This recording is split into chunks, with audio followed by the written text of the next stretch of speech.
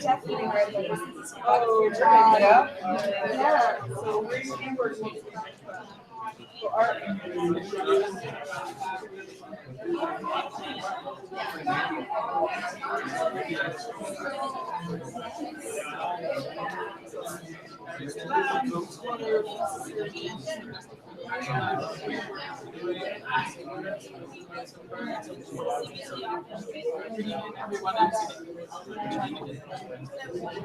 One of my favorite moments is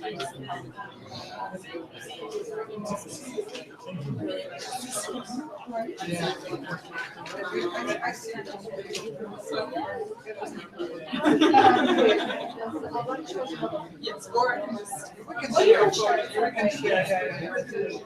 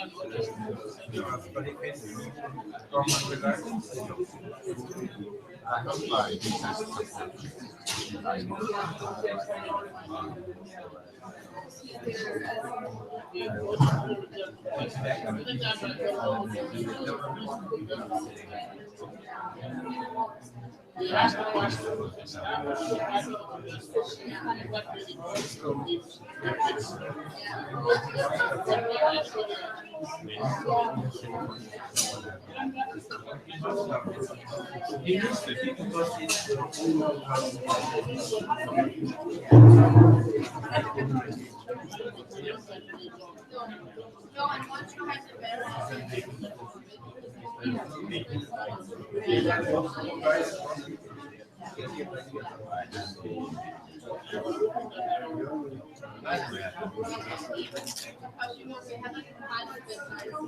got a really nice one. I even like it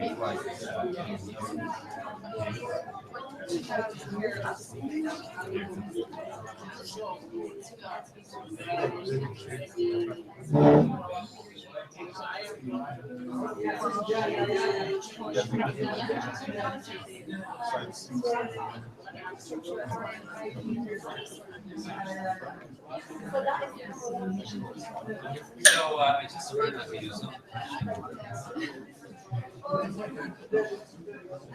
Nice.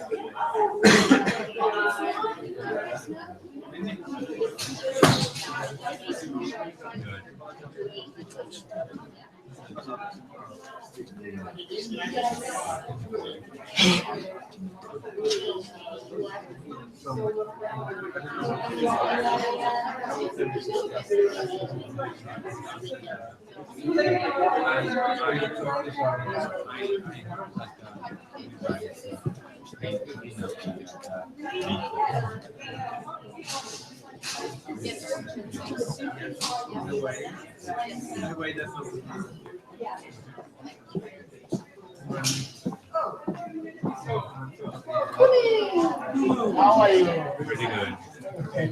Yes. Ah. Yeah, okay. This is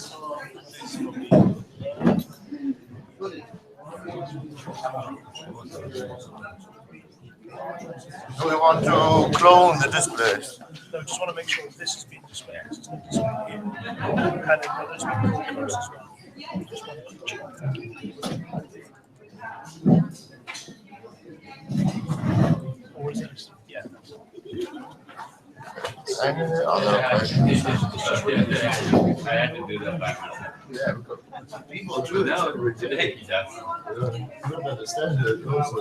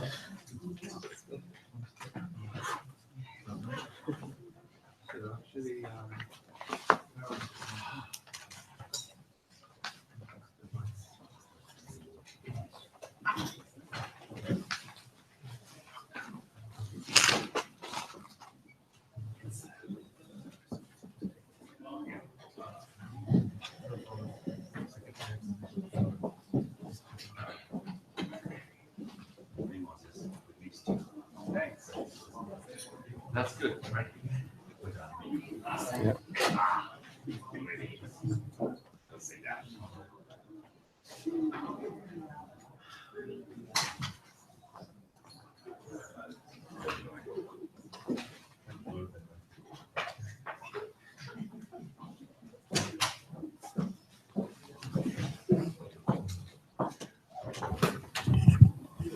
Dear colleague friends, welcome to the DNA Technology Needs Assessment and Technology Action Plan side event. This is one of series side events where we try to promote the results of good work of developing countries in their technology needs assessment reports. This is a side event where we try to show people what was done with reports once they've been completed on their process in the conduction and what a country is planning to do with them, how to enhance them further. And we have now organized a mixed group of various periods of TNA reports from the first generation, which was more than 10 years ago conducted, until the new TNA reports, which are ongoing right now in these years. And I'm pleased to have such a variable audience from, let's say, on a global scale here. And I hope we will be able in this about 1.5 hours to show you different examples of practical usage of technology needs assessment from concrete projects until usage in linkage with other mitigation and adaptation streams, or looking at different, let's say, policies or programs which countries have made of it. That could also serve as an inspiration for countries which would like to board on TNA train in future, because there are certainly opportunities through funding, either with a global environmental facility, or also there are options considered definitely through also GCF. So I think this should serve as sort of creative meeting and sort of, let's say, screening through whatever is possible to do within individual countries. I would like, I'm pleased to have here Vice Chair of SAPSTA, and let me briefly introduce Mr. Tibor Schaffhauser, and then I pass to him for the opening word. He's the head of unit for international and European climate policy in the Ministry of National Development of Hungary. He covers issues related to Green Climate Fund and the Global Green Growth Institute. And with the latter one, they're currently building up regional trust fund to aid implementation of NDCs in the Balkans. And Mr. Schaffhauser is also responsible for Hungary's international climate finance projects in Sub-Saharan Africa and Southeast Asia. He's working as a vice chair of SAPSTA, and he's interested in issues related to technology development and transfer. Mr. Schaffhauser, please. Thank you. Good evening, ladies and gentlemen. It is my pleasure to open the UNFCCC side event on supporting the implementation of the technology action plans. As you are all aware, technology was strongly captured in the Paris Agreement in its Article 10, where parties share a long-term vision on the importance of fully realizing a technology development and transfer in order to improve resilience to climate change and to reduce GHG emissions. Article 10 of the Paris Agreement also established a technology framework to provide guidance to the work of the technology mechanism in promoting and facilitating enhanced action, technology development and transfer in order to support the implementation of the Paris Agreement in the pursuit of the long-term vision. To operationalize the Paris Agreement, the COP in its decision 1CP21, paragraph 67, requested the SAPSTA to initiate elaboration of the technology framework, which should facilitate undertaking and updating TNAs and implement their results via bankable projects, provide enhanced finance and technology support, assess technologies that they are ready for transfer, and also enhance enabling environments for and address barriers to development and transfer of environmentally and socially sound technologies. The TNA process successfully went through 2 generations already, first developed and managed by the UNDP and the UNEP. The latter elaborated and managed by the UNEP. Its methodology evolved significantly and could serve as an example for other processes. The implementation of the TNA results in enhancing, although there is for further potential to close the implementation gap of often well-drafted technology action plans and project ideas. This side event provides the opportunity to take a snapshot of implementation ambitions of 3 countries, as you can see by the colleagues sitting at the table here, to highlight factors of success and also remaining challenges. The existing financial and technical supporting mechanism could foster implementation efforts of other countries in the near future. The establishment of new mechanisms, such as project preparation facility, could facilitate effective turning of taps into action on the ground. With these words, I would like to pass on the words of the Substa chair as well, who would wanted to be here with you but couldn't be. And I would also like to wish you an informative and inspiring side event. Thank you.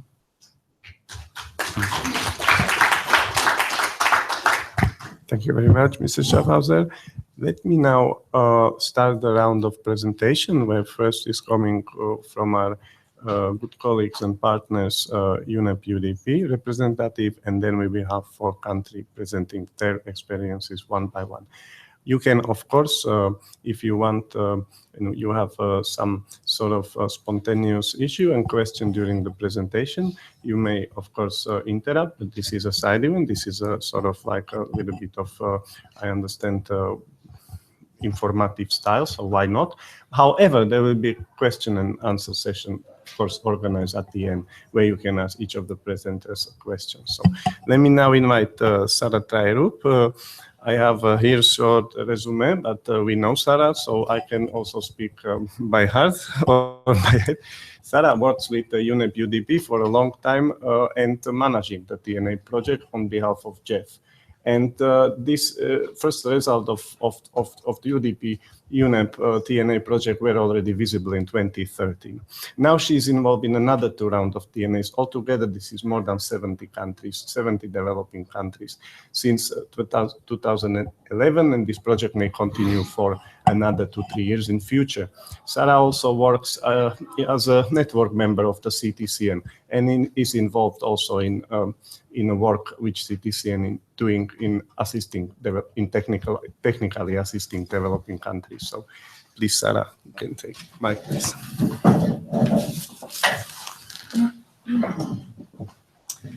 Thank you very much, Vladimir, and also for inviting me to present on the TNA project during this side event.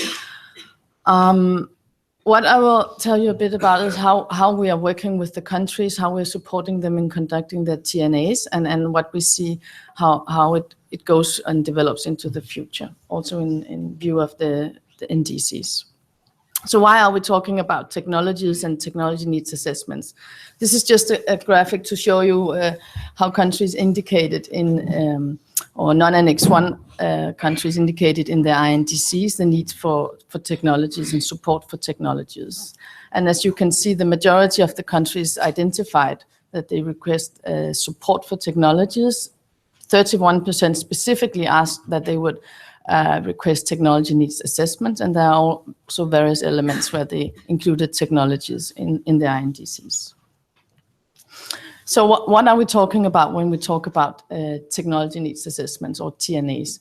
Well, it's a set of activities which are country-driven. It's not a UNEP DTU partnership or UN environment coming into the countries, preparing reports and providing the results of the project. No, the project is country-driven. In each of the countries, there's a TNA coordinator, which is in the contracting entity of the country. Usually, we work with Ministry of Environment, but it's up to the country to decide which entity the TNA project is coordinated from.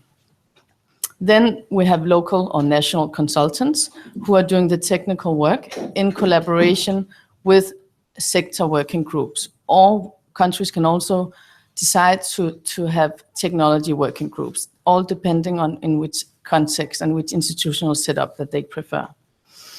The TNAs take start in the national development objectives and align with existing and ongoing efforts. So this is an important starting point for all the TNA works, and it's a requirement for how they identify sectors and key priority technologies. And just to show you, this is the countries we have been working in since 2009. We supported 36 countries between 2009 and 2013.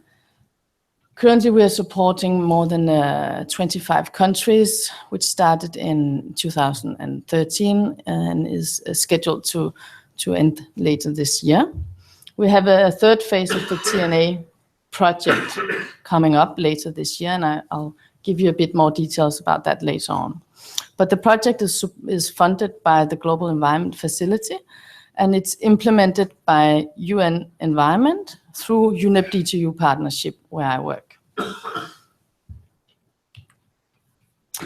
So we have 3 key steps in the process from identifying sectors, going into more identification of key technologies. It's a stakeholder-driven approach where the national consultants work in close collaboration with key stakeholders that the consultants and the TNA coordinator identify.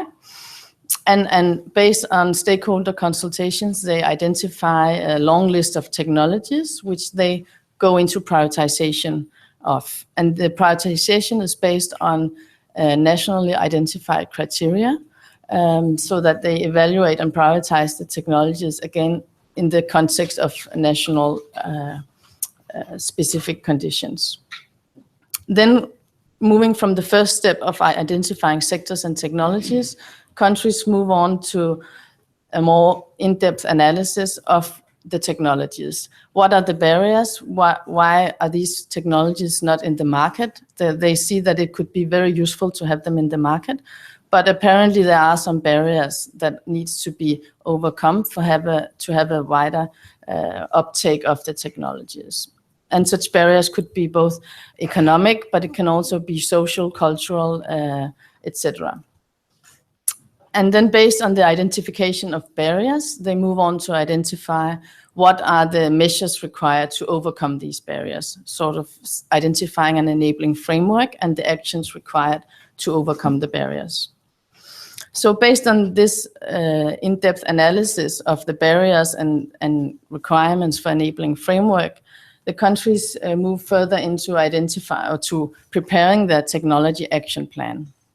And the technology action plan is a plan for how can the country move forward on further disseminating and increasing the uptake of these technologies. And the technology action plan would be prepared for each of the technologies and consist of a list of actions, sort of with time measures and cost indication, and who would be responsible for driving each of these actions into implementation.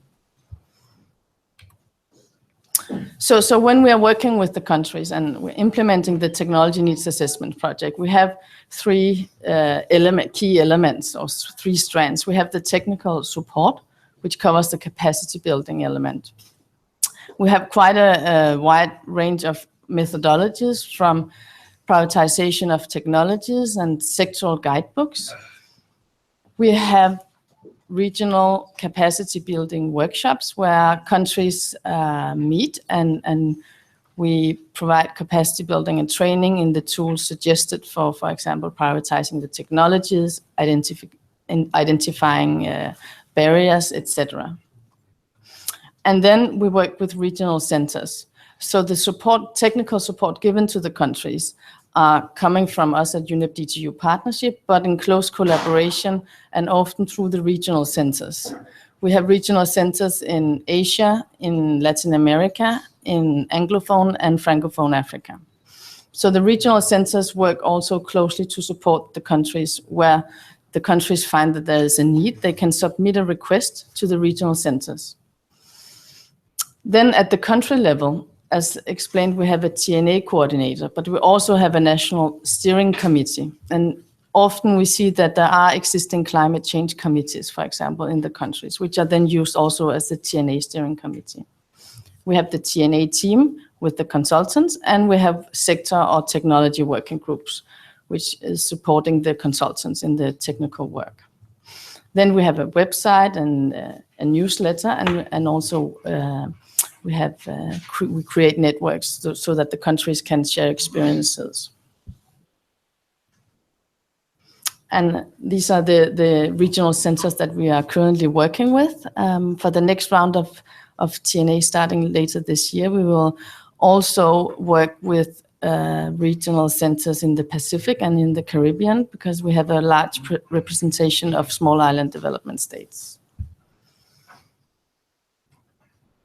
So just to give you a glance of the guidebooks that we have.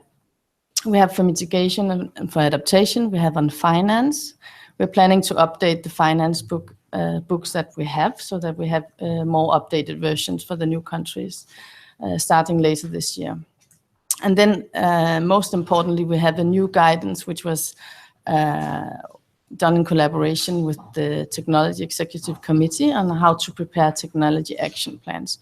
Because from the first phase of the countries we worked with through 2009 to 13, we did not have this guidance. And we saw that countries were requesting more guidance on how they could, in the most optimal way, prepare technology action plans. So this is a new addition guidance that we have recently, completed in collaboration with the Technology Executive Committee. So in the implementation of the project, we work closely with the CTCN. UNEP DTU partnership is even based in the same building in Copenhagen. And UNEP DTU is a consortium partner of the CTCN. We also encourage countries to select their NDEs as TNA coordinators so that we, as much as possible, create close linkages with the work done through the CTCN as well. We work closely with the UNFCCC technology team in the Secretariat to conduct workshops, to prepare the guidebooks, and also through outreach, for example, through this workshop.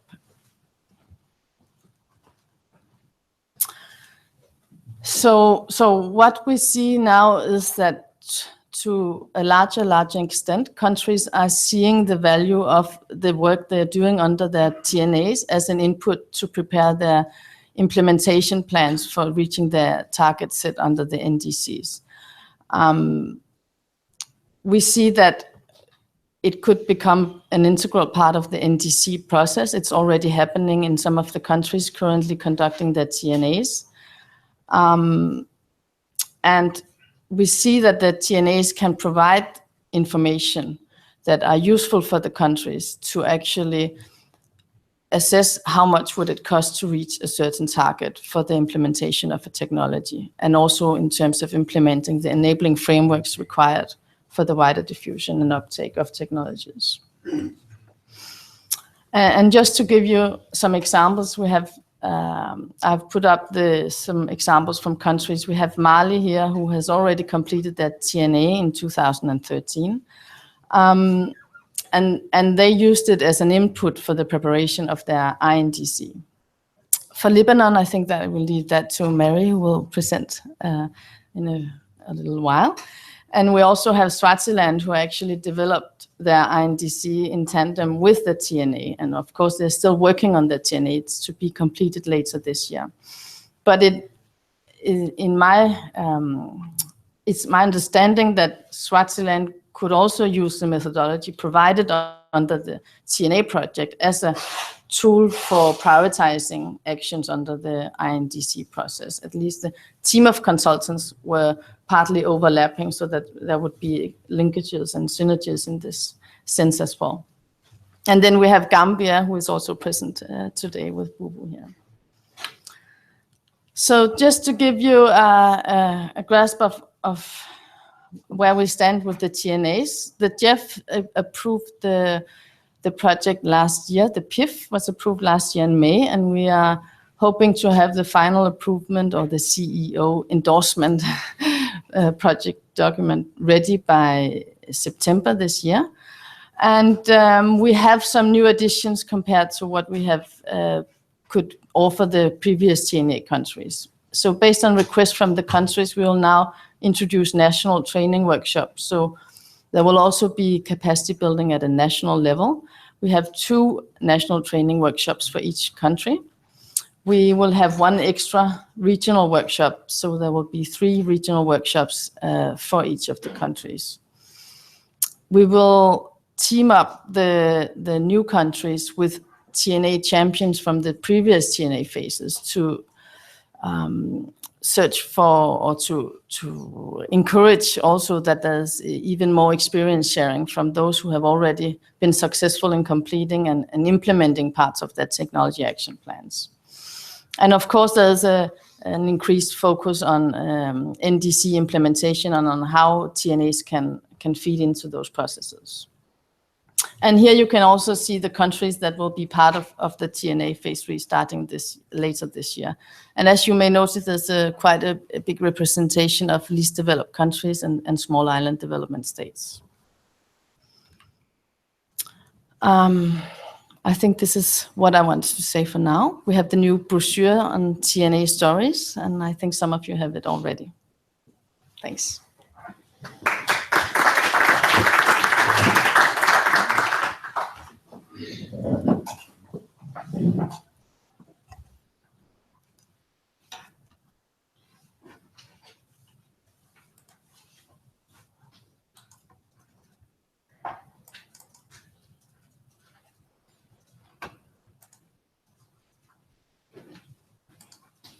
Thank you, Sarah. And before we go to the second presentation, just want to say that this is very much a live process. It's alive in terms of conducting work, and it's alive also in terms of support.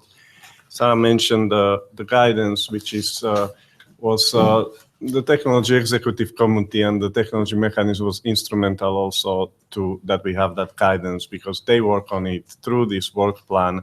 And it's not something theoretical. This is book which parties are using to identifying the action plans. So it is heavily consulted by experts and is practically used since early 2016. And it will be used by every TNA involved countries in future.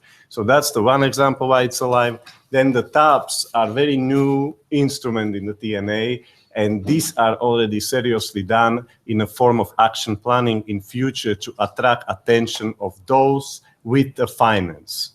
So that's the main reason to turn from TNA work, which is analytical work, and it's conducting and prioritizing mitigation and adaptation technology, to something which can be financially and, of course, technically supported. And this step was considered very needed in TNA, and that's why it's much alive, because we have also support from technology mechanism, from TEC especially, because they take this issue very seriously. Every rolling work plan is there. Every work plan is seriously considered work out with people like Sarah and consultants. So it's a very nice example of collaboration of various stakeholders. Let me now turn to second presentation. I'm pleased to welcome Mr. Bachar Al-Zamba from Mongolia. He's a focal point for the UNFCCC of Mongolia, coordinating also activities of IPCC and GCF. And he's serving as an advisor on climate change and green development policy to the Ministry of Environment and Green Development in Mongolia. Now it's called Ministry of Environment and Tourism. We'd like to share his experiences, lessons learned from implementation of technology action plans. And Mongolia was involved in the phase 1 of the TNA, and how they processing with the TNA results. Mr. Bachar.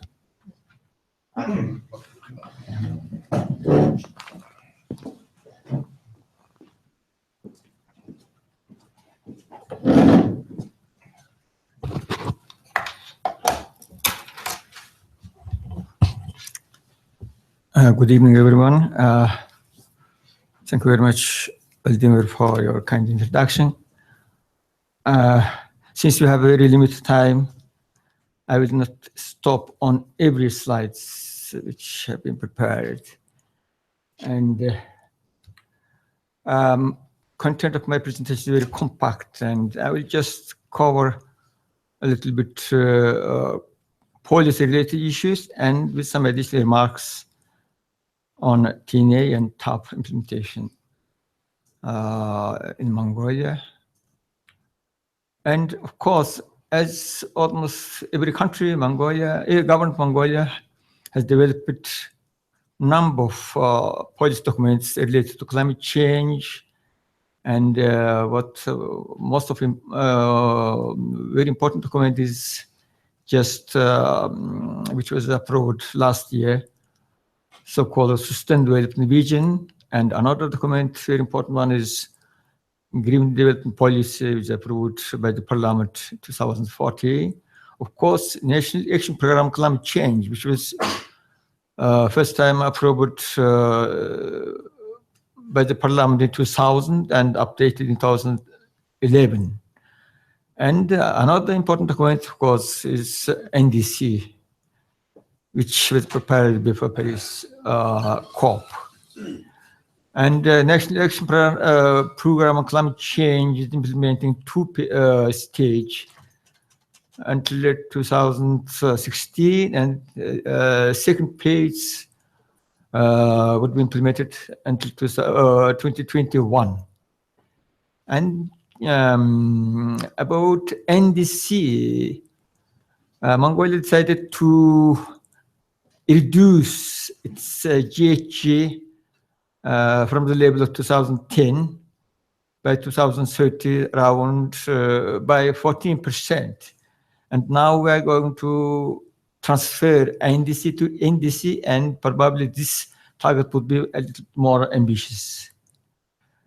And but in order to implement all actions reflected in different kind of policy documents, we need to have mobilized significant amount of finance source. For example, only technology and capacity building related issues needs more than $3 billion.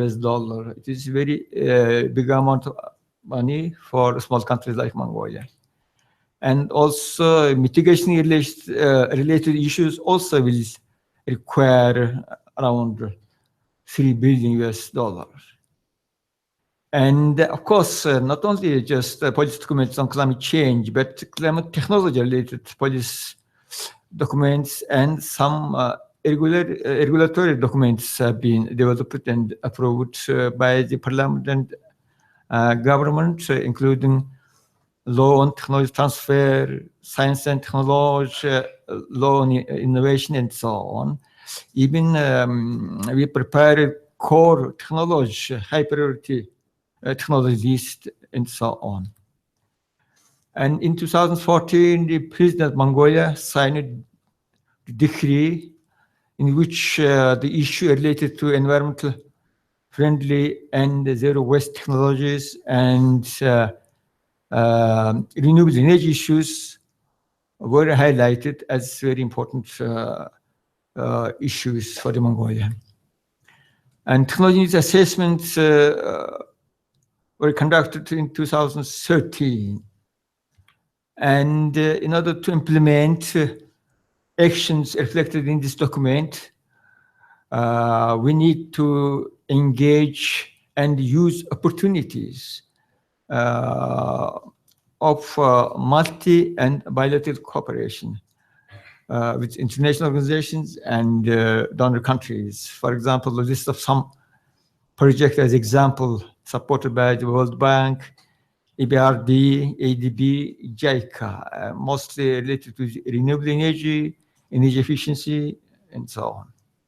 And also another UN agency like UNRED and bilateral institutions like GIZ, STC, and so on, very active in supporting Mongolia's endeavor to implement climate change related policies and programs. And I would like to mention about cooperation with Japan with GCM.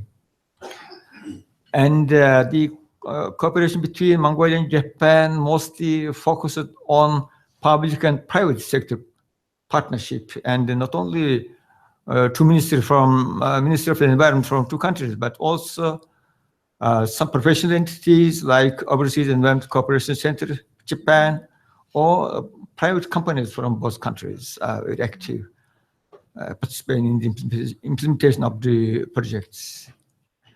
And taking this opportunity, I would like to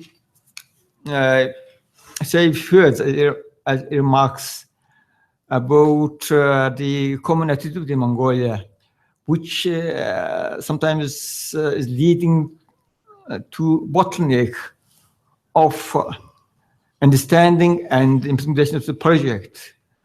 For example, the meaning of the word technology is somehow misunderstood, and people usually think that technology is something associated with hardware and equipment, while it's not much recognizing soft approaches, including know-how, managed skills, and so on. Also, technology is something developed in advanced countries and expensive ones. Also, people usually think that technology transfer is one-way traffic from north to south and from wealthy south to poor south, for example, from China to Mongolia, something like that. And the possible two-way traffic is neglected, particularly between north and south. And I think it is not only just for Mongolia, it is mostly common for most developing countries. And in fact, technology tested by that experience is can be more efficient than technology tested in laboratory. For example, lifestyle of local communities in Mongolia in the past was model of best example of fully recycling society. Indigenous technologies were waste-free and were able to promote minimum contradiction between production and consumption patterns. Interaction between man and nature is life-sustaining system was based on principles, minimum input like energy, material, human power, with maximum output like products for various communities, while not crossing threshold in both directions, up harming nature or down impoverishing itself with a survival risk. Therefore, very important conclusion is that sometimes we need to go back to the future. And my concluding remark is that we have to diversify the approaches for solution of problem, including optimal combination of modern, traditional, indigenous technologies. We have to increase private sector involvement, and we have to have more structured engagement with GCF and other donors and partners. Thank you.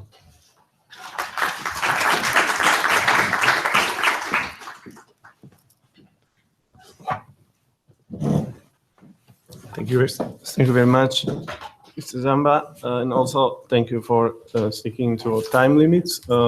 Now we will move from Mongolia to Lebanon, and I'm pleased to have here our colleague Maria Wad from Lebanon. She's member of Lebanon's Ministry of Environment Climate Change team and specializes in both mitigation and adaptation policies, and also she's a focal point for coordination of Lebanese NDC.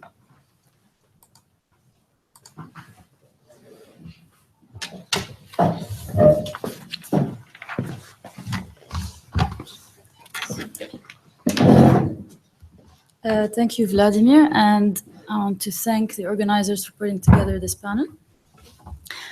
It's a chance to present from our TNA process where the TNA technologies have landed today.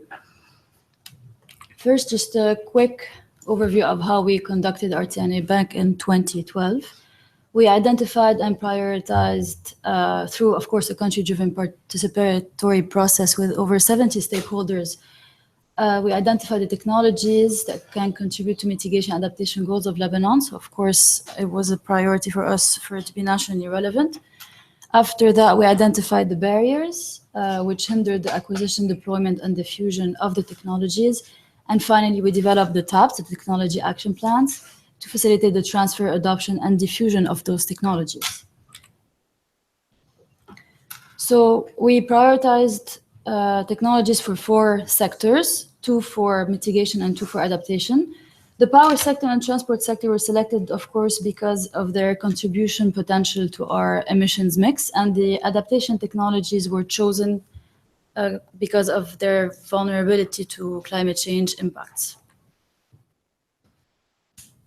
To dive into more details, the prioritized mitigation technologies for the power sector were chosen. It was CCGT, wind power, PV, and hydropower. As for transport, it was fuel-efficient gasoline cars, hybrid vehicles, and bus technologies. For adaptation, we had agriculture, and the prioritized technologies were conservation agriculture, good agricultural practices, selection of adapted varieties and rootstocks, And for water, it was rainwater harvesting from roads and from greenhouse tops and water users association. That was back in 2012. So when we were asked to be part of this panel, we realized that our TNA technologies have actually all landed in our INDC. Now, to show you, for the power technologies, for example, we had the wind power, PV, and hydropower be part of the Ministry of Energy and Water's National Renewable Energy Action Plan. They were the prioritized technologies in their action plan as well.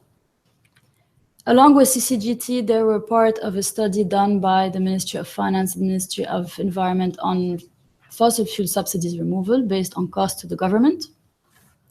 And third, they were part of an optimal renewable energy mix for Lebanon done for the Ministry of Environment to see where the investments should go first in terms of renewable energy technologies.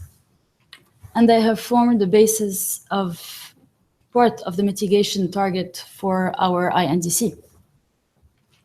As for the transport technologies, the bus technologies, there's a big project by the World Bank and the EU along with the Ministry of Public Works and Transport on the bus rapid transit system. They are in the finalization of the feasibility study as we speak.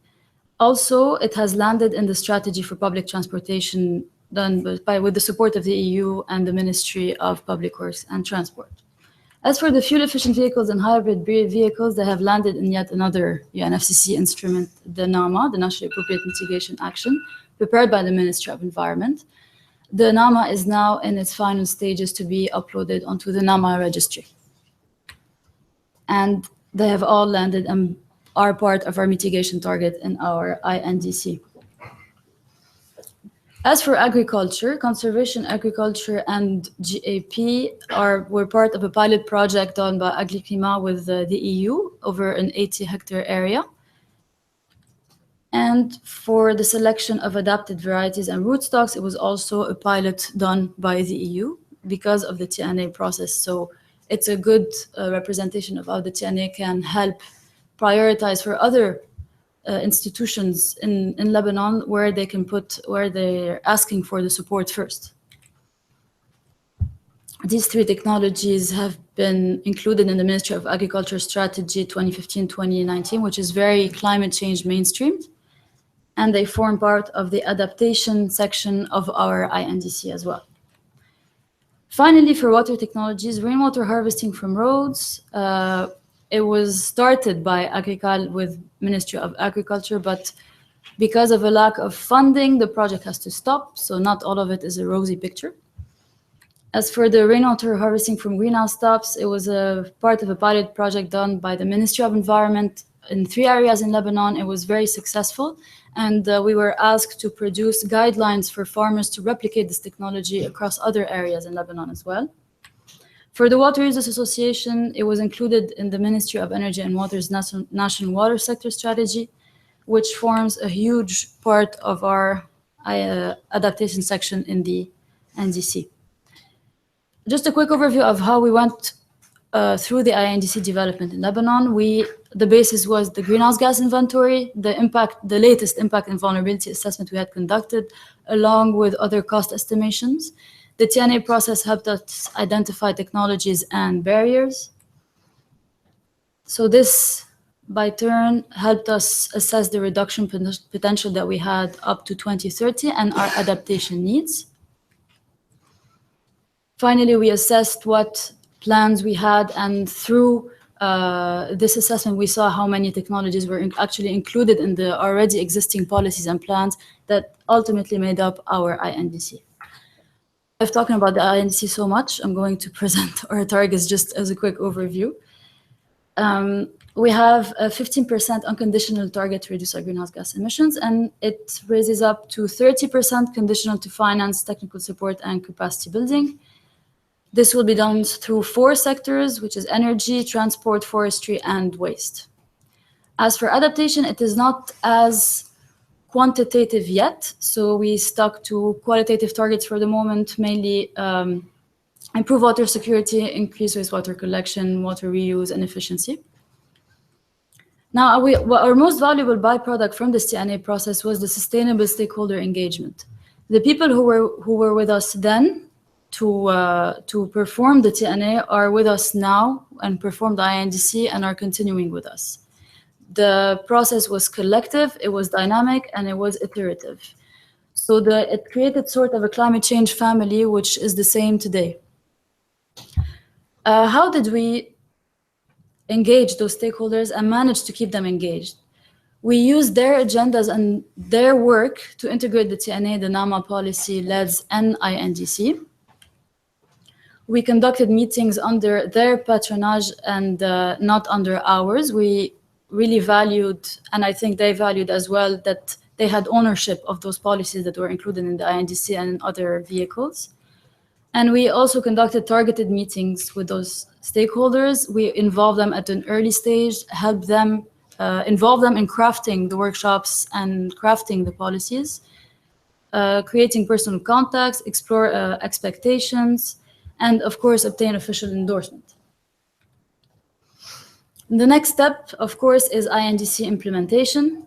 We see it as with the integrated adaptation planning through the NAP, which we are now applying for, and the long-term mitigation strategy, which includes our INDC and also our low-emission development strategy, which we are preparing as well. The MRV system, of course, is crucial for the transparency and to inform better policymaking in the future, along with the climate finance framework, which supports all this. We hope to achieve the INDC implementation. And just one quick final point, the technologies in the TNA are crucial in the GCF era for us. We're currently applying for the GCF readiness, and the proposals that are going to go through first are, of course, the proposals who are in conjunction with our prioritized technologies. Thank you.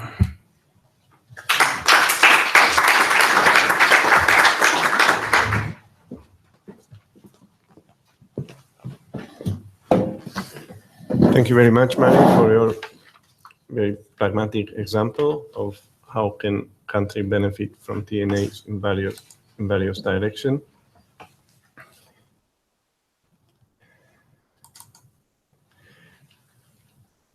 Let me now invite Mr. Bubu Patajalo, who is a Chief Technical Advisor for Climate Change Early Warning Project in Gambia.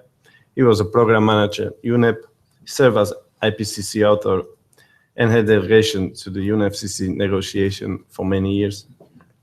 He also serves as an advisor to the chair in the LDC group of negotiation. He will speak about implementing technology needs assessment in the Gambia.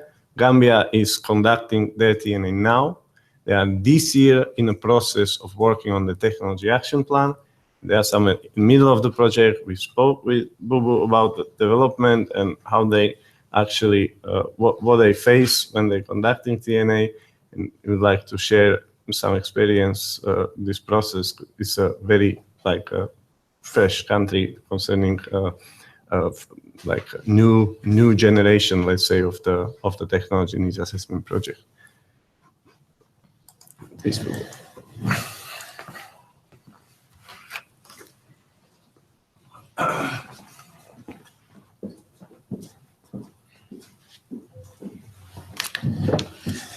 Thank you very much, Vladimir, and thanks to everybody for bringing me here, Sarah, and welcome all of you to this experience sharing workshop, side event on the TNAs and TAPs.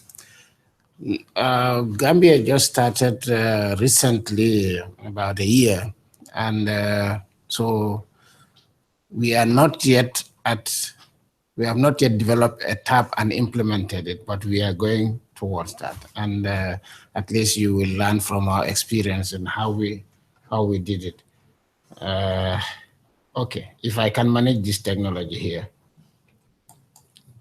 Okay, so I will not spend time on what are the institutional arrangements because Sarah has presented that, others have also presented that. But you know, this is sort of what we have gone through. We had a workshop, we invited stakeholders, We formed the groups. We decided which sectors to use, both for mitigation and adaptation. I am the adaptation technology consultant, so I will spend much time on the adaptation technologies. You can see some of the trainings we conducted as consultant. We brought stakeholders and we trained some of them on the whole process. At least the one on top was a general one for everybody, but the one at the bottom was for the water sector working group. Now, what we did was we looked at almost all documents that are relevant to climate change, be it the first and second national communication, the NAPA and the INDC, and also other projects within the different sectors that we have chosen to filter out some of the technologies that are needed to implement those strategic documents and those projects. So for the adaptation, we came up with about 27 climate change adaptation technologies that we identified for agriculture and also for water resources and also for coastal zone, because these are the three that we use for the adaptation. It's coastal zone, adaptation, agriculture, and water resources. From those 7, we were able to sit as stakeholders. We filtered them still, merged some of them, because some of them were so similar that we were able to merge. And then we came up with about 9 priorities. We had 9 priorities, 3 for each sector.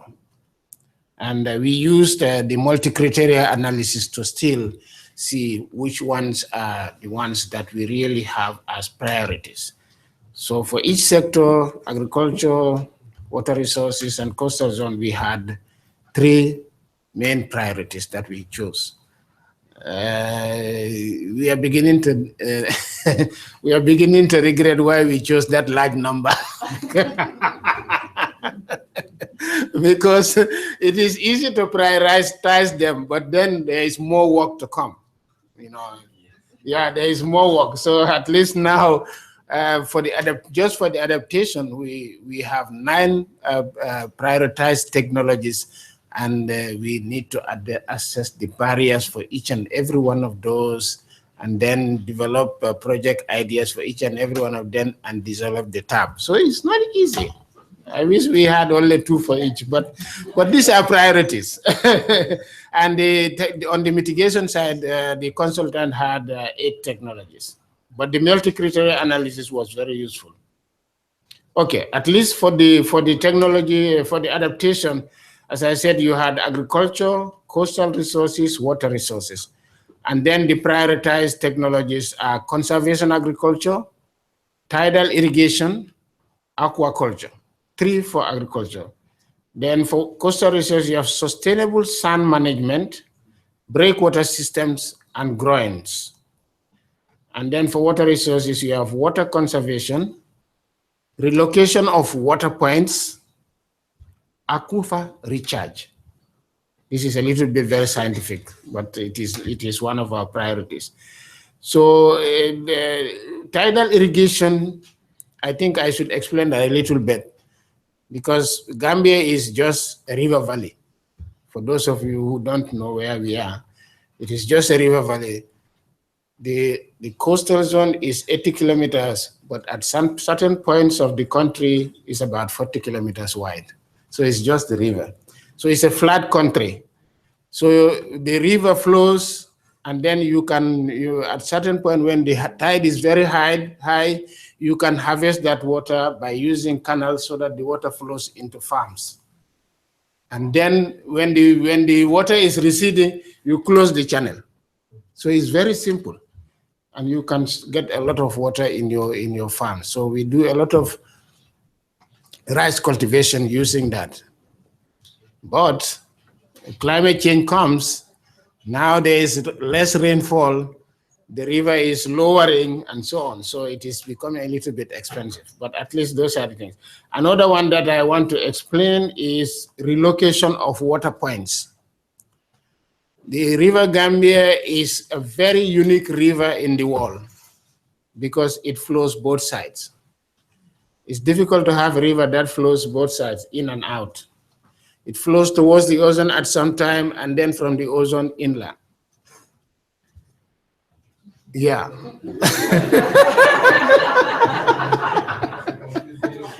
Yeah, because it is very flat. It's very flat. So when it is flowing from the ocean inland, it brings with a lot of salt water. You see, both groundwater and also surface water, it brings a lot of salt water. So we find out that some of our water points are now saline because there is less rainfall.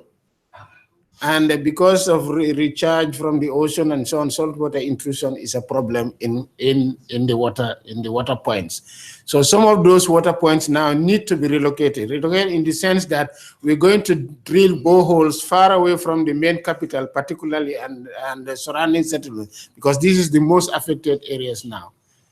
So it is very important that we have relocation of water points. Then here are the examples of tidal irrigation.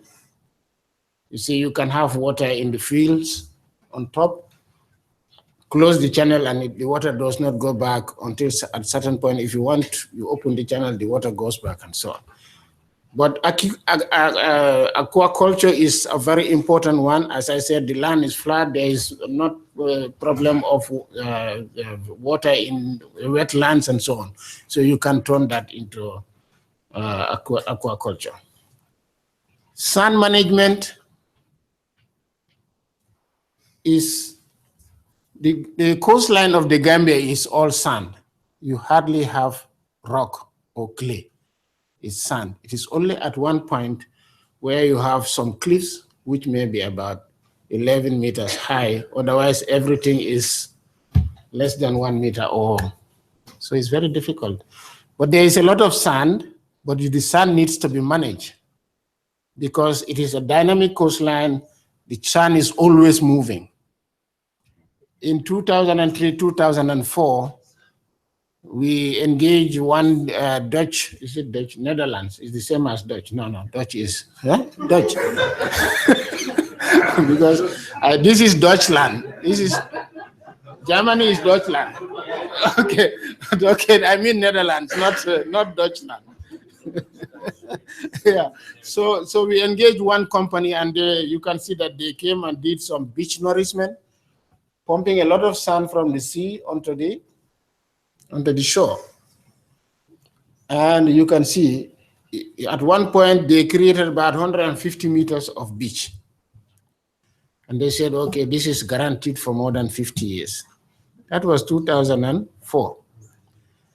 By 2010, in some places, all of it has gone. Yeah, all of it has gone. Because they didn't follow some of the recommendations I did in 1997 in one of my studies for the coastal zone. They didn't follow. You put the sand on the beach, but you have to put sand stabilization structures. So that is what I mean by sand management. You can put the sand. If you don't put sand stabilization structures, the sand will go. So this is one of the technologies that we have. So you can see most of that sand has gone. This is an example of this one. You see, that 100 meters is now, just little sand cliffs there. And these tourists, they just come for the sand and so on in the Gambia. If we don't have the sand, they will not come. It's not good for us for climate change. Okay, so another technology that we use, this is how to stabilize the sand using a groin system. The one on top. A groin system is constructed by, putting in timber into the ground and holding it with some planks. This is timber groin. And this one did help us maintain our beaches for some time, but they got so old that they were not effective anymore. And now we the type of timber we don't have in the Gambia now. We don't have. And we can only go to the Casamas forest to get this, or to the Guinea-Bissau forest to get this. Politically, that is not easy now. Yeah, politically, it's not easy to go to Guinea-Bissau and get that much timber to come and do this. So that is why, if you look at our analysis, we sort of drop growing because we cannot. And in the Gambia, it is so low that you don't have basalt rock. You don't have rocks. It's all hills that have some rocks, but not basalt. And it is basalt that you can do basalt groins or timber groins. Then is another technology is using breakwater system, which is this one, and it is to slow the waves that are coming from the sea and hitting the beach or the shore. So by the time the waves hit this breakwater system, they are slowed down and they get to the beach, so they don't erode that much. But what we found about beach nourishment that this Dutch company did for us, they dug from the sea and pumped the sand onto the shore, and that made the sea even deeper. And because it was deeper, then the waves have become stronger. So we have to be careful of maladaptation, because definitely that is maladaptation. Firstly, the sand was put there and it was not stabilized, one. Number two, the sea was dug and it has become deeper and the waves are stronger. Two maladaptation actions that didn't work. And it was a $20 million loan from the African Development Bank. Wow. Yeah, so it was sad. So we have to be very careful of maladaptation, you see. So then conservation of water, we said, is one of the technologies. And the technologies that we can use in the Gambia is, you have water points. Don't use diesel. We don't like using diesel to pump water from wells or boreholes, because we don't have diesel in the Gambia now. Of course, the guy who said he had oil, we drove him out last year, December. Our former president, he said there is a lot of oil in the Gambia. He comes to the table, this is all the studies that we have made. There is a lot of oil, but we didn't allow him to explore the oil, and we asked him to go. So he has gone to Equatorial Guinea, thank God. Yeah, but at least he has gone to, and thanks to all of you who sympathized with us from December to February. Yeah, because everybody sympathized with us in the Gambia. So we miss the oil, but it's fossil fuel, so it's not bad. But I can assure you, Gambians are very resilient. If only that political resilience can be translated to climate change resilience. But we are very resilient. It was tough for us, but thanks to all of you for sympathizing with us. But let's go back to what the technology. It's good to use solar for pumping water supply, pumping water out of water wells and so on. The most difficult, the most difficult aspect the water supply corporation is having is the pipes are very old. Yeah, so for conservation of water, you need to almost replace all the waters. You can see the bottom, the picture at the bottom. This was a burst pipe, a very big pipe that burst underground, and all you can see is the water coming out. You don't know where until you have to dig and know that the pipe is burst. So you see, they are all inside that hole. So it's a big, deep pipe and big one that was supplying a lot of places. So we need to use technologies again that can conserve that water. Good piping, modern piping, and so on. And then after that, we had the technology. This is the report, technology adaptation report. And now we started working on those 9 technologies. to conduct barrier analysis on those ones. And this is the team that is doing that one. Yes, I am here. You can. Because I'm thinking of all the 9 technologies. So I can't smile. Yeah, I am in that yellow. Yellow. Yeah, yellow. Oh, now in the Gambia you can dress in yellow. Before you cannot. No. With the last president, you have to dress in green, but not yellow. Yellow was for the opposition, green was for the government. So now I can dress in yellow. So then now we have identified the technologies, prioritized them, and now we have to do the barrier analysis. Because for each technology, for it to be accessed and for penetration, you need to assess the barriers and so on. So now we have approaches. Approaches are used to identify financial and economic barriers.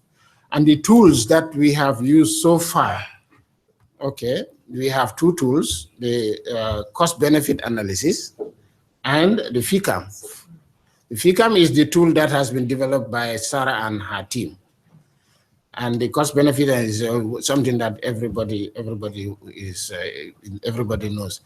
But me and my partner, the mitigation technology person, wants to use CBA, and I said I will use FICAM. So, but definitely we have gone so far in assessing those barriers, and I don't need to spend much time on that. And when we finish the barrier analysis, then we come up with project ideas for each of those technologies, and we develop a technology action plan. And that technology action plan is one that has to be implemented if we get the resources. So what is our thinking on implementation of our TAP? Because we have not yet got there. First, the development of the TAP is based on consultation with all stakeholders and institutions and strategic framework dealing with implementation of climate change. Now, the strategic frameworks and processes include the INDC, the NAPS, the SPCR under the PPCR, then the low emission climate resilient demonstration, which has a background paper, but it's not completed. But at least it has a good background with that identifier. So the TNA process and the implementation of the national TAP will be fully integrated with other mitigation and adaptation processes such as NDCs and NAPs. This will allow the TAPs to serve as platforms for taking forward the implementation of those processes. At the international level, the environment for effective and integrated means of implementation must be put in place. The technology framework, if I don't say this, then I will not be allowed to attend the LDC meetings tomorrow because they are sitting here. So these are some of the recommendations from the LDCs. Okay, so it is not only Gambia, but so the technology framework should seek to enhance the functions of the technology mechanism and avoid duplication of efforts as it implements technology development transfer under the Paris Agreement. The framework must support the mobilization of sufficient finance for successful development and implementation of TAPs that are aligned with sustainable development goals. There is the need for the technology mechanism and the bodies under it. Here, the bodies under it means also the CTCN and all the others. Under it to enhance and expand their support for working closely with the LEG, which is the body that advises the LDCs, and also the GCI. So you must enhance your working relationship with these bodies as a CTCN. Thank you very much.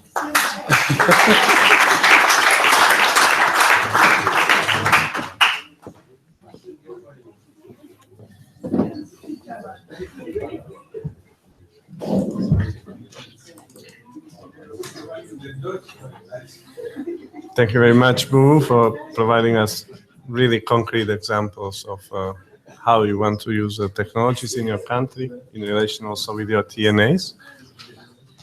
Let me now invite our last speaker for today is Mr. Elisha Moyo. He's a climate technology national focal point for Zimbabwe. He's also alternate national focal point for the GCF. He coordinates development of Zimbabwe NDC, and also he's coordinated implementation of technical assistant request for Zimbabwe, for the CTCN and other countries, covering issues like climate smart agriculture, capacity on GCF concept development, energy and water efficiency, and efficient appliances strategy development for the region. He managed countries' GCF project pipeline and also participated in climate negotiation as part of the Zimbabwe delegation. He will share with us his experiences and lessons learned from implementing TNA. Zimbabwe was in the first generation of TNA. That's the country who did the TNA report in 24, and that's part of the TNA if many countries finalized the TNA under the it was GCF project, which was managed by those days by UNDP. So please, Elisha.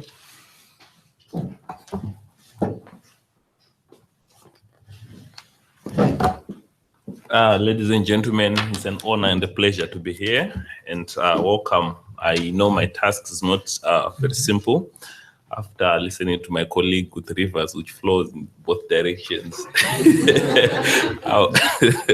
But it was a good experience to learn of the issues and opportunities and listen to fellow colleague panelists.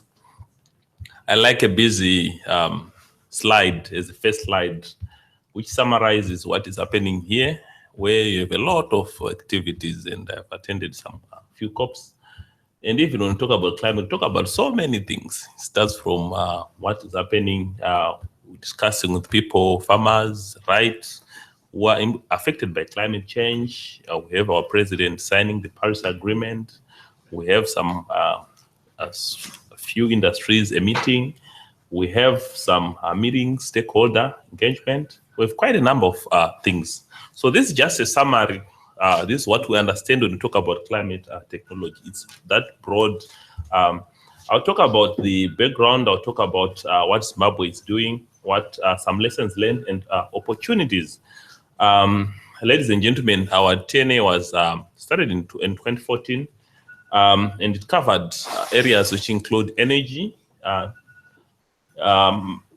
energy, industry, agriculture, and institutional frameworks. So this was in response to Article 4.5 of the UNFCCC to assist Zimbabwe to respond to climate issues and also fulfill its objectives. I'll summarize the findings. One of the things that was mentioned by the TNA is that the number of technologies, they need to be either revised or changed in order to reduce greenhouse gas emissions. And it mentioned the importance of focusing on renewable energy, the issues of lack of funds for infrastructure and equipment, inadequacy, the importance of environmentally sound technologies, and various constraints which emanate also from limited human, institutional, and financial resources. Ladies and gentlemen, I've tried to summarize the TNA, like I mentioned, is three sectors. Agriculture, one of the technologies which have been recommended include water harvesting, efficient water irrigation, as well as the need to look at the individual decision makers. This applies also to even to energy efficiency. Who makes the decision of the efficient appliances? One person asked in one CTCN meeting, who makes the decision of which appliances to buy in our houses? In the part of the world where I come from, it's my wife. So if they're not aware of energy efficiency and all this, they'll just buy the cheapest mix available. So we need to target where decisions are made. But also one critical thing on energy. The TNA noted that our energy relies largely on fossil fuels and hydro, which is affected by rainfall and water availability. This was more than 10 years ago. We had not yet the situation which we are seeing on that picture, where our Kariba Dam, which gives us about 750 megawatts, almost dried up in the past 4 or 5 years. So the TNA had already picked that we are relying on fossil coal powered energy production and hydro, but our hydro is also coming from the rivers which are affected by climate change. So the need to diversify further. It also talked about the need for policy frameworks and institutional arrangements to ensure that things work very well, and that there were a lot of fragmentation in terms of efforts in climate-related issues. So this, as a result of that, they proposed quite a number of initiatives, including high-efficient lighting, variable motor speeds, solar water heating, high-efficient lighting, energy, waste-to-energy, biogas, amongst other things, as well as removal of barriers, including also lack of education and awareness.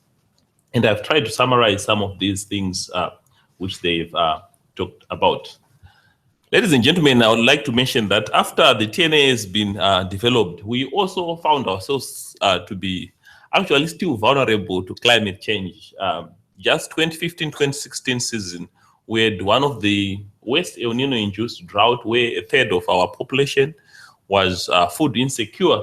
And just this past season, 2016-2017, we lost about more than 100 people due to flooding and people trying to cross infrastructure. Like if you see the bridge below, we took that photo in February.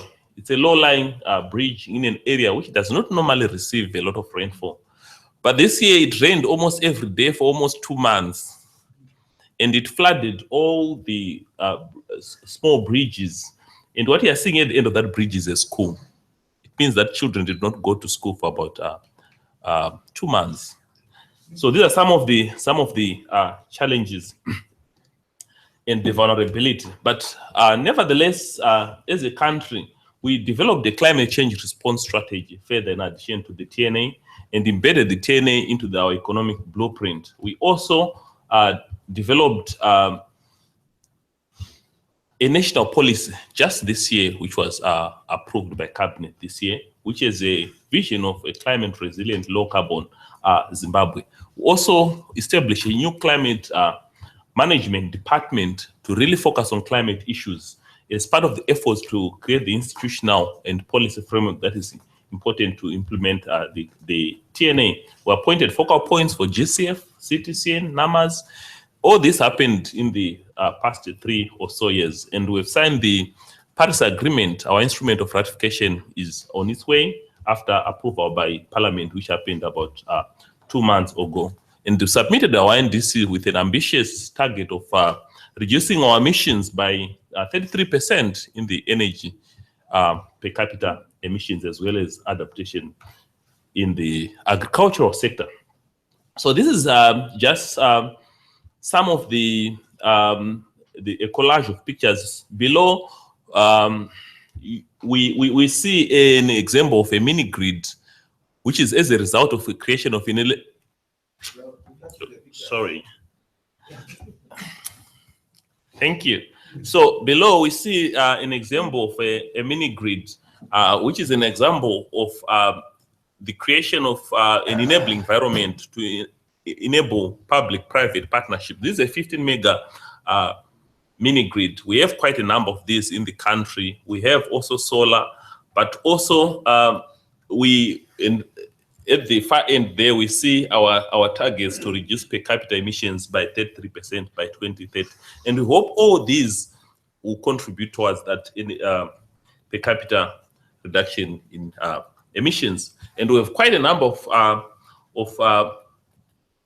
other concrete proposals which we have developed. Amongst them, we have developed a pipeline of climate actions. We've submitted 2 readiness proposals. One has been approved. We've submitted 1 concept to the GCF, and 1 is at an advanced stage. We have 6 concepts which are in the pipeline to try to implement the TNA. We have a proposal which we have submitted to the ADB. We have also the government, because of more sensitization, putting in resources to support solar water heating, mini hydros, and creating an enabling environment, like I mentioned. We're also working with partners with CTCN, with UNEP, with UNIDO, FAO, UNDP, WMO, UNFCCC, quite a number of the UN organizations, and as well as bilateral and South-South cooperation to try to implement the technology need assessment. So this is some of the projects that we identified in their mitigation potential in our NDC. I'll just rush through so that I'll keep to time. For the adaptation with 3 very concrete goals of promoting adapted crops and livestock in our agro-based economy, building resilience and managing climate-related disasters, as well as other cross-cutting goals, which include reducing dependence on hydropower, which is affected also by rainfall. So this is an example of some of the engagements with the CTCN, which maybe before I go to the CTCN, because of high sensitization and efforts which we are making in the country, this year the government banned the use of incandescent and fluorescent tubes, and it is a statutory instrument to promote the use of LEDs, and this is expected to save about 30 to 40 megawatts and reduce emissions by about 1.3 gigatons over the next 13 years. And according to the CEO of the institution, Zimbabwe Energy Regulatory Authority, using less energy means less fossils, because our energy is coming from our fossils, and reducing our carbon footprint as a country.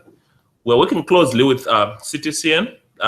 We are developing a capacity development module to develop DCF concepts, and 25 participants have been trained. They are coming up with about 5 concepts. And we also have about 4 technical assistance requests which we have submitted to the CTCN. One of them is to develop a climate smart agriculture manual to uptake industrial energy and water efficient in selected industries in the country, to also translate our project ideas and documents into bankable projects, and also one regional on efficient appliances with 10 other countries. I'm coming towards the end of my presentation. Some of the challenges where we have economic restrictions as a country, we've limited human and technical capacity, and we need resources to review our TNA or to broaden even the NDC. There's need for awareness raising and broadening of the sectors, because our TNA consisted of 3 sectors, largely agriculture, energy, and policies, but it can be broadened. And we feel that the issue of infrastructure resilience and transport is very critical. You see, houses were flooded this year, and that's a bridge, one of the longest river in Southern Africa, Save River. It was almost overflowing, and this is a major road, showing that even our infrastructure, roads and bridges, they can't cope with the amount of falls we are getting because of climate. And even our agriculture, we're using irrigation in terms of largely flood, but maybe we need to switch to drip in years where we have less rainfall. And there's need for more capacity. My last slide, ladies and gentlemen, to conclude, we need to implement the TNA. But one thing that matters, we know that technology makes things possible, but human beings, they make things happen. So as we invest in technology, we need to invest in the people who make the things happen. We need to link with finance and enhance our capacity. We also have an opportunity in Zimbabwe and in most developing countries to really influence the developmental trajectory. We can't stop development, but we can influence its trajectory. And last but not least, I think it's important to strengthen the technology mechanism. And I'll mention largely the CTCN and the NDEs, who also coordinate work on the ground. They're not as resourced as I think they need to be. So this can be an opportunity. Ladies and gentlemen, I thank you.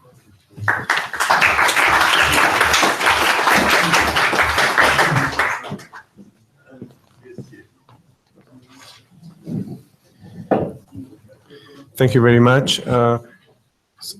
after you heard 4 very concrete examples of different stages of TNA, I would like to ask you for your questions to the speakers. Before we go there, I just want to say that you can hear that this is a flow which is evolving, it's dynamic, it's not dying. We heard now Zimbabwe, it's 13 years since they TNA. How dynamic they continue, both mitigation and adaptation identified technologies which they at those days prioritize, and how many initiatives is going these directions. We've been asked to look back when we start second generation TNAs, to look back at those good TNAs out of about 16 countries done from 2001 until 2009. That's what we are doing. We try to work it out with them also, what we can do, how we can help them further to get technical and financial assistance to the good ideas. And I like personally the final slides, we're talking about human involvement. We try to also keep the network of stakeholders in this country alive and communicate with them how we can assist them further. With this, I would finish and to turn to you. If you have questions, please. I have some throwable cube to engage with the audience. So I will throw it, and you can then throw it back to me after your questions. But if you don't ask anything, I'll keep it. Fred. Yeah. Thanks for the microphone. Wow. And I'm really impressed by the presentation, the different examples that we got from different countries. And I think some of the questions that have been arising from our colleagues, I think could find some answers in some of them, apart from the unique situation of the Gambia, where the river flows this side to Moroti.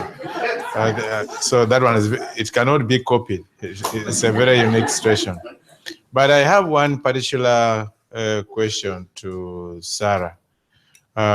We have been talking about the NDEs being the central point for mobilizing and assisting the respective countries to get the technology things work, and even mobilizing requests and sending to the CTCN. But we have a case of the TNA process, for which you explained there are other structures that are put in place, like the TNA focal point, and then the steering committee. And then at this other side, you have the NDEs. I'm very interested in knowing how these other structures are utilizing the mandate and the services of the NDE in that country. Are they working together? At what stage is the NDE involved, and so on? I think it would be very interesting to know about that. Thank you.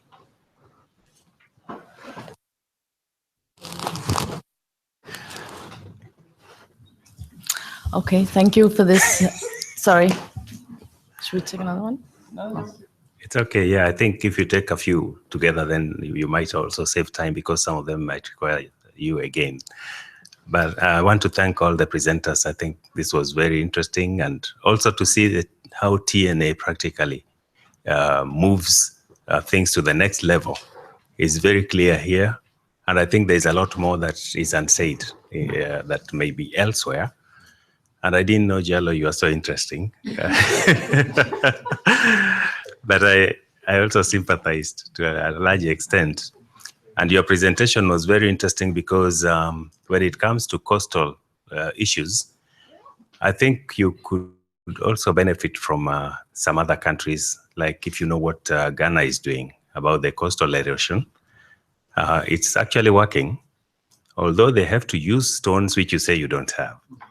But I think it would be worth getting the stones and using, for example, gabions. The gabions are stones that are packed into a wire mesh and can go a long way. And I think that can work very well for your situation because considering the amount spent and that it's a loan, and then you almost get nothing out of it, that is quite pathetic. And that's where, again, South-South cooperation becomes very useful, what has been done elsewhere. And I'm sure maybe you will make a trip to Ghana and just have a look. I was there and it was quite impressive.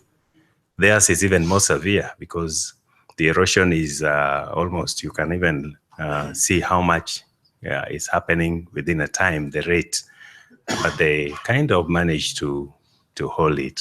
So I just wanted to have that simple contribution, and also to state that CTCN is coming up to be a real hope for developing countries.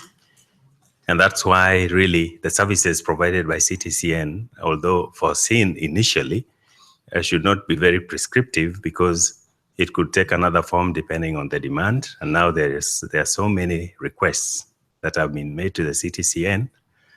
So the cycle that starts with TNA, ending up the way we are seeing here, and this is where cost effectiveness can come in when we get more ideas and don't have to make the same mistakes by learning on such a platform. So even for the organizers, thank you very much.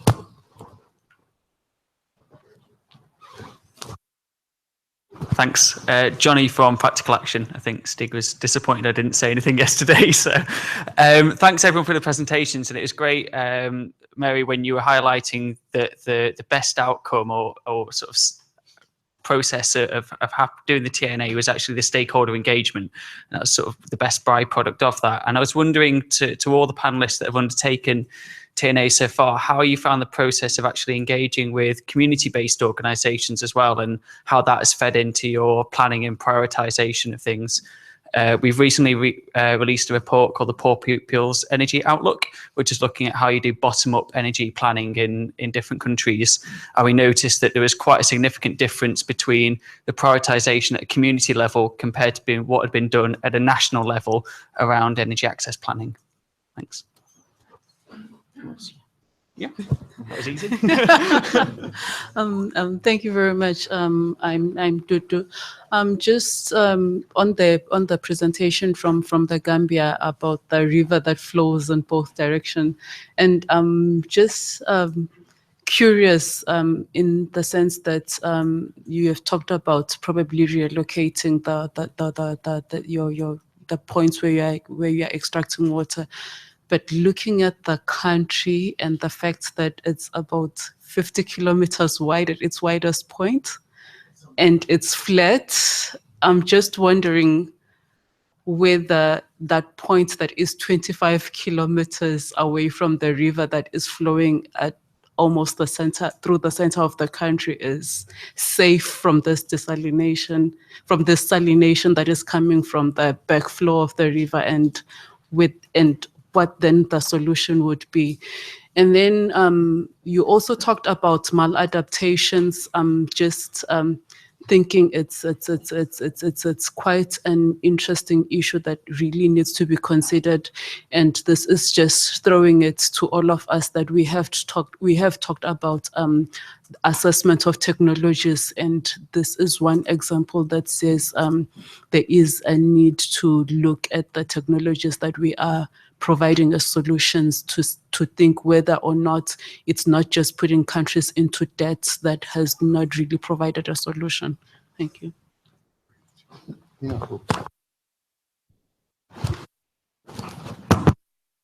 Hello, hi, I'm Kuni. Thank you very much for the wonderful presentation. I really got really impressed and also got lots of love thanks to my friend Boo Boo.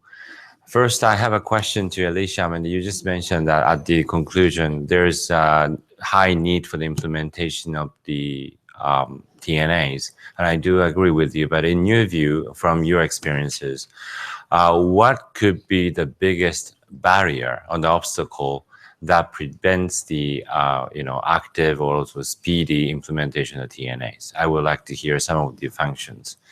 And maybe this is a question, just a clarification question for Sarah, or maybe like my friend Vladimir.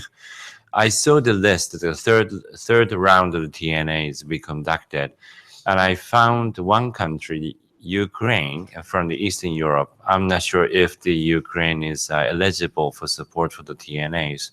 So that's for the clarification. And finally, to Boo Boo, I feel sympathy for the Dutch companies like mistakes. And I do want to know that whether you got the refund, because, you know, did they mess up your coastal and also sand management? They didn't, I mean, they were not successful. And you said it's a 20 million US dollars or euros like a loan. Why do you have to pay for something? It was complete failure. So I hope you can ask for the Dutch government or Dutch people to like pay you back like a 20 million euros. So that's actually my question. Whether you got the refund, that would be fantastic. You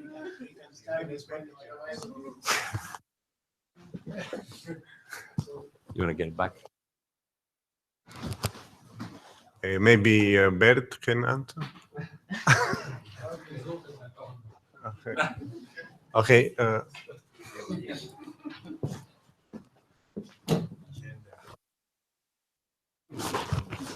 Thank you very much for that interesting presentation. And now we know and others know how developing countries suffer concerning that technology transfer. This word for chap. So my question for Sarah, we finished TNA from 2010. So this 17 years, 7 years, so many changes happen concerning climate change. How can we review that? Is it possible to ask CTCN so as to come and review, so as we need to, maybe new technologies needed to cover the suffer. So TNA Technology Action Plan are all prepared by developing country, and it is still there in books in archives. So how can we find a way to transfer technology so as to fulfill or implement it this way? Thank you very much.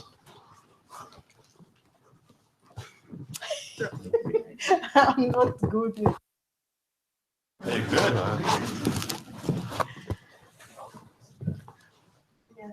Okay, who would like to start? Maybe Sarah or Bubu? Yes. I will start because most of the questions are directed to me, and I can answer some that were not directed to me. Let me start with Fred. The relationship between the ND, the Project Steering Committee, and so on. Let me give you the Gambian example. The TNA, the NDE is hosting the TNA project. The focal point is the project coordinator. You understand?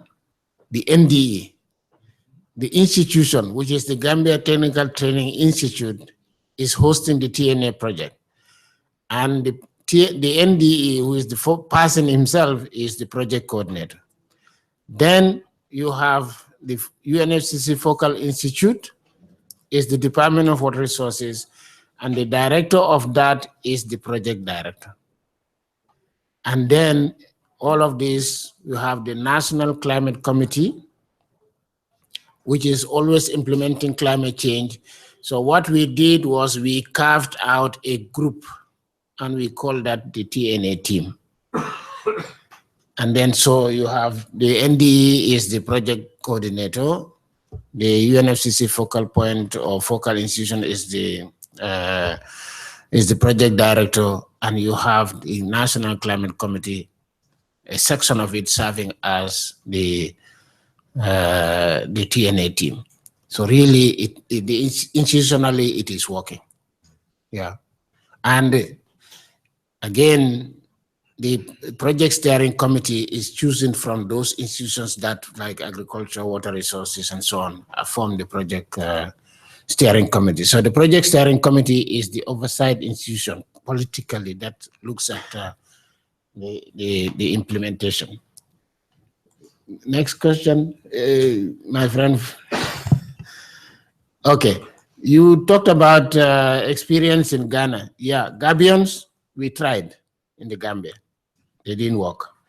Maybe because we had the YMS was of poor quality, and it was all, eaten up by salt. You understand? So maybe there are better wire mesh for this. So it didn't work. We tried it. It didn't work. Rocks, basalt, as I said, we have to get from Senegal. And until recently, we were not in good relationship with Senegal until this issue happened and Senegal came to our rescue. So now we are very good friends. But basalt is also very expensive. So basalt is very expensive to import from Gambia. From there, you can use timber for growing. As I said, you have to get the timber from the forest in Guinea-Bissau or Casamas. Yes, smuggling. You are right. That one also. Gambia is the biggest exporter of timber. I don't know if you know, but we don't have forest. So you should know. So many people didn't know why Senegal also came to support the Gambia in this. No, they sent their army to the border so that timber would not come in. These are some of the things. This is politics. It's not only they came to rescue us from the man, but they also came to protect their forest. So you see, it's difficult, political. Now, Kuni, you said what? Did you get the refund from that? Oh, no. We didn't get the refund because this was an African Development Bank loan, but it was the government that chose this private company from Deutschland. No, from Dutch, not Deutschland. Deutschland is Germany. From Dutch. But, as I said, when the project document was developed and everything, there were safeguards and structures to be put in. So the clauses were removed. Yeah, the clauses that because we could ask them to come back and do it again because what they promised didn't happen. But the clauses, for some reason, this is corruption. And I can assure you, the minister lost his position because of that. The director responsible lost his position, and others that followed, because somebody must have messed up everything, and it was not the fault of the company because the company got their money and went away. Yeah, this is it. So really, this is we have to be very careful of all these things. You take a loan of 20 million, and for some reason somebody messes it up. So we have to be very careful now. Everybody, it's an advice to everybody. Any other question that I didn't answer? Yes. What was the Dudu? It says Dudu, and I am Bubu. Yes, Dudu. What was your question again? You have to remind me. This is age. Okay. Yeah, you have some areas that have been salinized, but you still have areas that have got fresh water. Okay, so we can move the water points, or we condemn those water points that are salinized and go and dig wells and boreholes far away from the salinized water and pump. It's expensive, but it works. We have done it once, and it works. What you are about to ask now, and I can read your mind. With climate change, yes, less rainfall, and again the river will flow with saline water into the estuary and so on. But again, another technology that we looked at here is to conduct aquifer recharge, so that we can pump more water into the aquifer. With climate change, you have now very big storms. The water comes pop, and then it all goes away and does its damage. So we are trying to see how best we can stop that runoff from going away into the river or into the sea and keep it into the ground. So you can get some tubes and so on, and then the water, instead of going, it can seep into the ground. So at least, yes, salinity, but you can also recharge fresh water into the ground to slow down salinity. You may not stop it, but you can slow it down. Okay? Thanks. Yeah, respond? Yeah. I think I can respond just because of time briefly to your question regarding what will be the most important or the biggest barrier to implementation. I think absence of enhanced capacity building, which is informed by national circumstances. Because we have unique, I think you can see already we have a very unique national circumstances. So if whatever support or capacity in order to mobilize or to access resources, be they national or multilateral resources, if we have programs that are designed to enhance that capacity informed by national circumstances, I think that will help. Thank you. So I can quickly answer your question, Kuni, on including Ukraine. Ukraine submitted a request to us to join the TNA project, and we facilitated this request to the GEF, and Ukraine has set aside under the Star 6 allocation. So Ukraine is using their set aside for joining the TNA project. So this is on there. On the involvement of the NDEs, I would say that when we started the current round of TNA countries back in 2013, it was relatively new institutional structures, both for us, but also for in the countries, and that all countries had their NDEs in place. We mentioned the opportunity of having the NDEs at TNA as TNA coordinators at the time, but we didn't encourage it to a wider extent than that.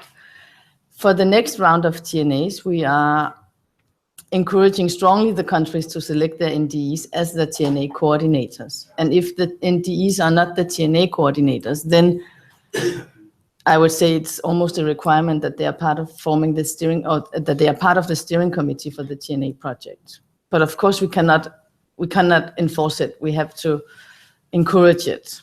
But we're still in the final developments of how to implement the next round of TNAs, and we are open to suggestions, I would say, to how to do this.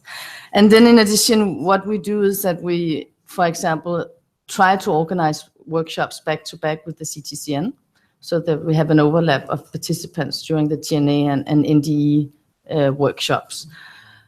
We have a close collaboration with the CTCN. I don't have the mandate to say how CTCN prioritize technical assistance requests, but it's my understanding that there's a box that the requests or the proponents tick off if they have a TNA, and if this request is in line with the TNA. Rajiv is in the back, he may correct me if I'm wrong. And it's also my understanding that the CTCN has recently revised the incubator program so that it can also support preparation of technology roadmaps. And that also comes back to the question from Sudan, because I think this incubator program could be an option to revise parts of the TNAs. We have requested, or we have asked the GEF recently whether countries being part of TNA phase 1, conducting the TNAs from 2009 to 13, if they were eligible for an update or renewal of the TNA, and they said that's too soon. That's what we received from Jeff on that request.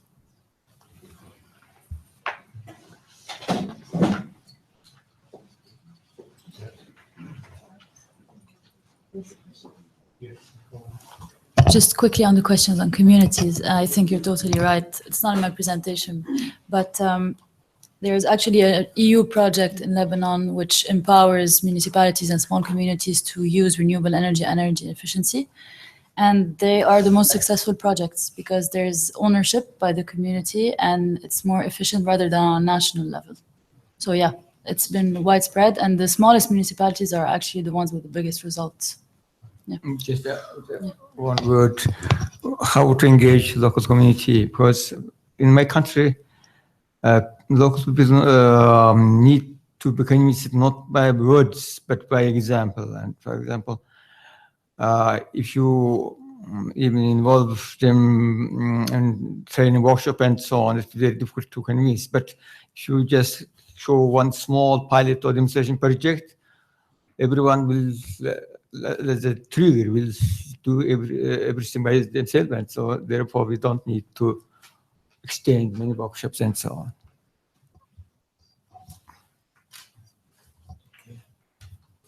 Thank you very much. Thank you to our audience for your activity and also very useful question. Let me thank you, our speakers. I hope you agree they've been all very pragmatic. They use examples, what they're doing. We appreciate that very much. It was, I think, quite dynamic side event, in my humble opinion. And I look forward meeting all of you and more people in COP23 side event, when we believe we extend this and we continue this good work and we extend the number of successful TNAs. Do not forget, phase 2 countries should be delivering their reports by November this year. So we will have in-house new staffs with 26 countries of phase 2 plus phase 1.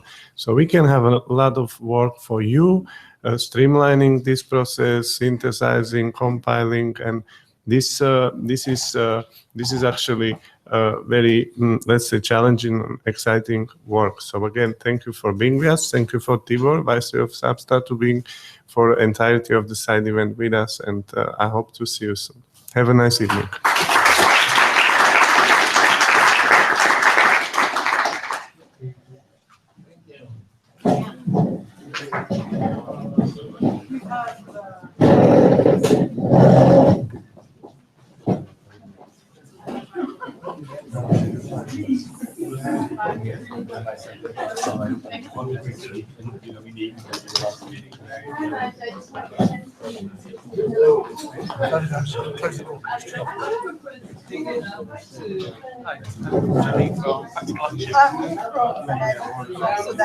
We have an office in Sudan for about 13 or 14 years, I think.